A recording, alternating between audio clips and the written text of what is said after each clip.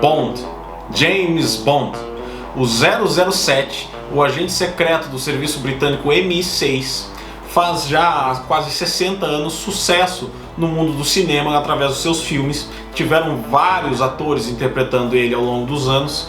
Agora, no ano de 2020, faleceu o que para muita gente é considerado como o verdadeiro 007, que é o Sean Connery. Eu nunca assisti nenhum filme dele como 007, mas eu já assisti o Indiana Jones, A Última Cruzada, e eu gostava bastante dele como o pai do Indiana Jones, eu achava muito legal. E também tinha A Rocha, A Caçada do Outubro Vermelho, vários outros filmes de sucesso do Sean Connery, mas de fato, do 007 eu nunca vi. Também nesse ano de 2020 era para ter sido lançado um novo filme e provavelmente o último filme com Daniel Craig como 007. Só que, bom, a gente já sabe o que aconteceu, né, nesse terrível ano de 2020 que finalmente já acabou. Então não se fala mais nisso. Mas antes de ser esse sucesso cinematográfico, o James Bond, o 007, era um sucesso de literatura. O personagem surgiu como um personagem de livro escrito por Ian Fleming. Ian Fleming era um britânico que fez parte da Marinha da Inglaterra na Segunda Guerra Mundial e era da área da inteligência da Marinha. Ele não era especificamente um agente secreto, mas ele conhecia várias histórias do ramo de agentes secretos lutando na Segunda Guerra Mundial. E em 1953, logo depois de ter casado, ele escreveu o livro de hoje, que foi o primeiro livro do 007, quando nós somos apresentados a esse personagem, que é Cassino Royale, o livro de hoje.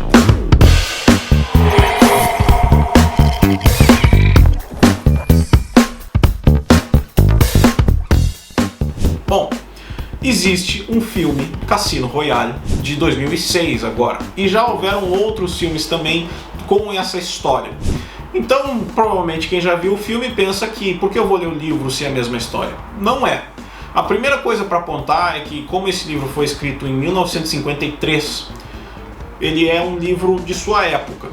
Então, várias coisas referidas no livro mostram que ele já está antigo, mostram que ele é de seu tempo. Por exemplo, uma hora James Bond fala do seu carro, que não era um Aston Martin, era um Bentley. Ele diz que comprou o novinho em 1933. Isso é há quase 100 anos atrás.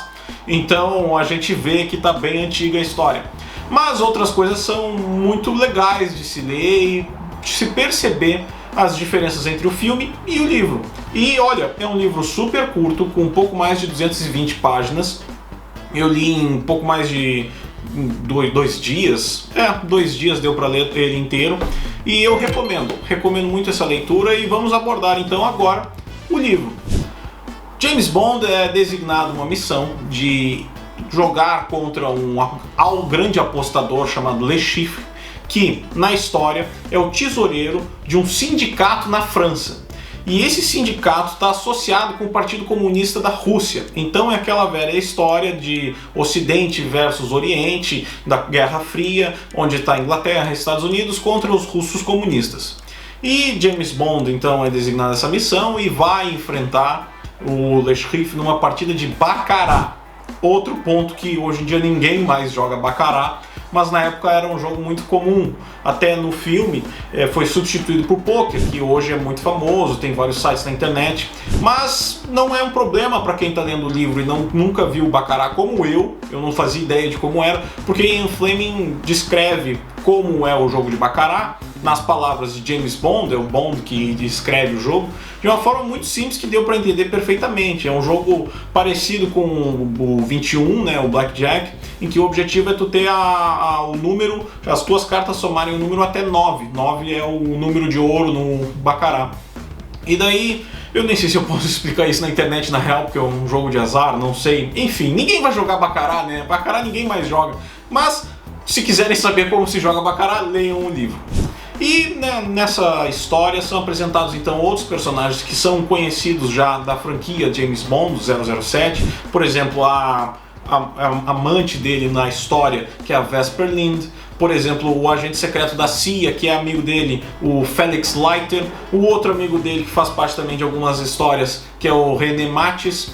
O M, que é o chefe do 007, que teve o seu papel brilhantemente exercido pela Judi Dench em vários filmes do 007. A Moneypenny, que é a secretária do M no livro. E a história desenvolve então com essa temática: vencer o inimigo na partida de baccarat para tirar esse dinheiro desse sindicato francês, porque está ligado com o serviço secreto russo. E o objetivo então é tirar esse dinheiro deles. Uma coisa que o filme fez melhor do que o livro, que raramente isso acontece, é que ele coloca um outro elemento de que o Le Chiffre teria perdido dinheiro e ele precisa ganhar todo o dinheiro, senão ele vai morrer. Então ele tem sempre essa ameaça de que vão matar ele porque ele perdeu o dinheiro que era do sindicato, que no filme é de uns Freedom Fighters, os lutadores pela liberdade, aqueles grupos paramilitares que existiam na África e em diversos outros países do mundo inteiro, na verdade, que eram financiados com dinheiro muitas vezes de tráfico de diamantes, tráfico de pessoas, escravos, enfim. O objetivo então do James Bond é tirar esse dinheiro dele para dar um prejuízo para o Le Chiffre, para ele não conseguir pagar esses clientes dele e ele ser morto. Posto isso, James Bond vai lá e ele é designado para a missão por ele ser o melhor apostador dentro do serviço secreto britânico. É por isso que nós somos apresentados a ele. E o disfarce do James Bond no livro é como se ele fosse um grande empresário do ramo do tabaco da Jamaica. Pois é, James Bond era jamaicano no livro. Mas é só o disfarce que ele apresenta para poder entrar nessa partida de baccarat sem saberem que ele é do serviço secreto britânico. Não obstante, o livro do James Bond foi concebido, foi escrito pelo Ian Fleming, todos eles na verdade, na propriedade dele na Jamaica, de nome GoldenEye. Então, confirmado, 007 é jamaicano. Não, brincadeiras à parte. Essa propriedade de GoldenEye era onde ele tinha casa na Jamaica, o Ian Fleming, e ele escreveu os livros lá, e tinha esse nome porque ele participou de algumas missões durante a Segunda Guerra Mundial, e uma delas tinha esse codinome GoldenEye. Inclusive virou depois um filme do 007 com Pierce Brosnan, esse pra mim é o melhor 007, que eu gostava de ver os filmes dele, e também com um jogo de Nintendo 64, que eu adorava aquele jogo, eu jogava no Wii. Tinha um emulador no Wii, dava pra jogar, era muito legal. Quem gostou desse jogo do GoldenEye, coloca aí nos comentários, porque era muito bacana. Mas enfim, no meio da história então, o 007 perde todo o dinheiro que ele tinha para vencer do Le Chiffre no jogo de baccarat. E acaba que ele precisa de um resgate do amigo dele, Felix Leiter, o agente secreto da CIA, e isso está também retratado no filme. E é assim que ele consegue vencer o Le Chiffre e tirar todo o dinheiro dessa organização. O que acontece depois é que o 007 vai ser capturado, vai passar por torturas, e a história desenrola mais ou menos como ela está no filme, só mudando um pouco as localizações e etc. Mas uma coisa que eu achei muito legal desse livro é que no capítulo 20, The Nature of Evil, ou A Natureza do Mal, depende se você está em português ou em inglês, o 007, depois de ter sido torturado, depois de ter sido salvado, resgatado dessa tortura, ele está lá na cama do hospital e o amigo Mattis dele está conversando com ele e ele diz: eu vou resignar, eu vou sair do serviço, largar a vida de agente secreto, porque ele começa a ter algumas dúvidas sobre o papel dele como agente secreto, sobre quem são os bonzinhos, quem são os mauzinhos. E eu pessoalmente fiquei muito surpreso que um livro de 1953 já tinha essa temática, esse pequeno debate entre: será que nós somos mesmo os bonzinhos? Será que nós somos os maldosos na história? E isso não seria tudo relativo?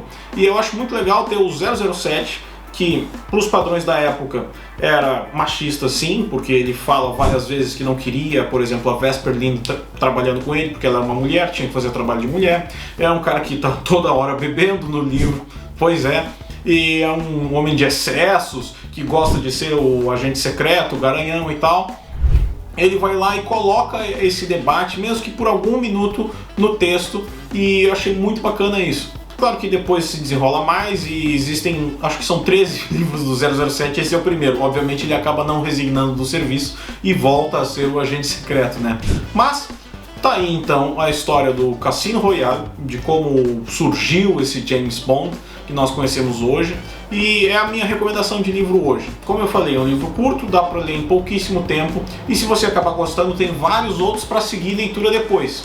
como eu disse, algumas partes do livro são bem datadas, mas nada que dificulte a leitura, nada que vá tirar um pouco do prazer dessas histórias, e eu recomendo muito. É isso, pessoal. Espero que tenham gostado e espero vocês no próximo vídeo. Tchau!